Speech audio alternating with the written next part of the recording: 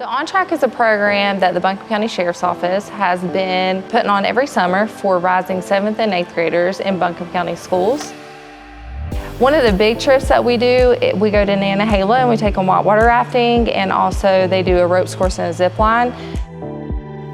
That is probably one of the favorite things that we do, because you really get to see some of those kids that maybe are struggling with self-esteem or confidence, or their ability to kind of push themselves mentally, come out of their box, and they really do some cool things there by pushing themselves, and at the end they feel super accomplished, and the SROs are really proud of what they walk away with.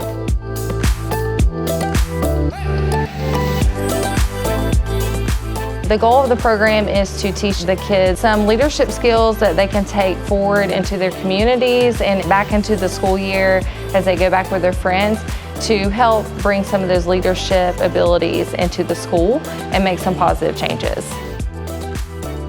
The middle school SROs are tasked with picking the participants in the program. Throughout the school year, they will mentor kids and spend some time with kids to recognize some of those that have the leadership abilities but might need some extra support. Just something that the SROs have been privileged to do.